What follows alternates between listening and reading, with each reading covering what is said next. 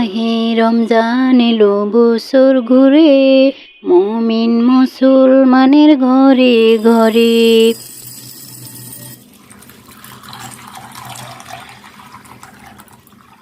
আসসালামু আলাইকুম ভিউয়ার্স, আজকের ব্লগে সবাইকে ওয়েলকাম জানাচ্ছি। সবাইকে রমজানের শুভেচ্ছা জানিয়ে আজকের ব্লগ ভিডিওটি শুরু করে দিয়েছি। খুবই ছোট একটি ব্লগ হচ্ছে রমজানের প্রথম দিনের ব্লগ।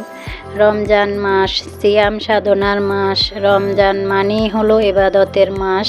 আমরা যেন 30টা রোজা রাখতে পারি, পাশাপাশি 5 ওয়াক্ত নামাজ, তারাবি, কোরআন শরীফ সব কিছু আমল করতে পারি।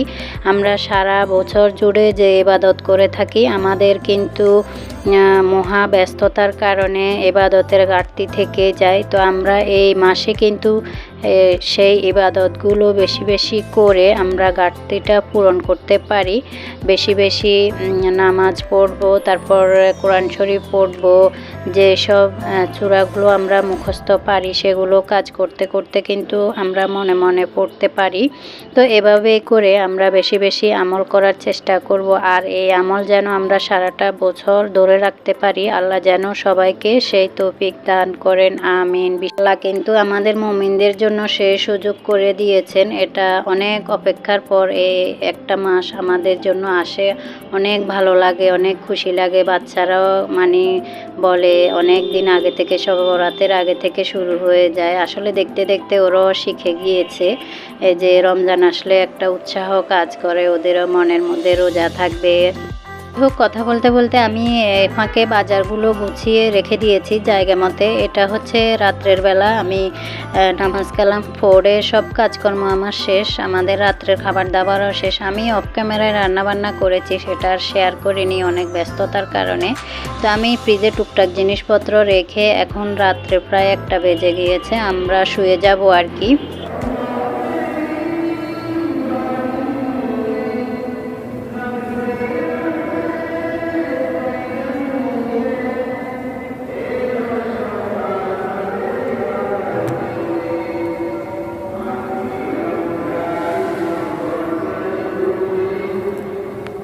তো এখন হচ্ছে ভোর 3:30 কিংবা 3টা বাজে। আমরা সবাই উঠে গিয়েছি সেহরি খেতে। ফ্রেশ ট্রেশ হয়ে বসে গিয়েছি, আমার মেয়েরাও খাচ্ছে। আর আমি হচ্ছে সেহরি খাবো না, আমি খেজুর খাবো, দুধ পানি এগুলো নিয়ে বসছি, কারণ আমি অনেক রাত্রে করে খেয়েছি, আমার পেটটা বড়াই আছে।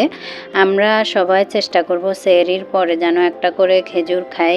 সেহরি খাওয়া সুন্নত, সেহরির মাধ্যমে বরকত থাকে আর কি। আর যদি আমরা মধ্যরাতে কিছু খাই তাহলে সেহরি না খেলেও হয়, শুধুমাত্র একটা খেজুর খেলেও হয়। তো আমরা চেষ্টা করব সেহরির পরে একটা করেও খেজুর খাওয়ার আর কি, এটা খুবই ভালো। তো সেহরি খাওয়া শেষ। আমরা এখন হচ্ছে আমি এখানে ছোলা ভিজিয়ে নিচ্ছি, নর্মাল পানি দিয়ে দিব, দিয়ে এগুলোকে ভিজিয়ে রাখবো। এতে করে ফুলে একদম ডাবল হয়ে যাবে। আমি ভোর রাত্রে ভিজিয়ে থাকি।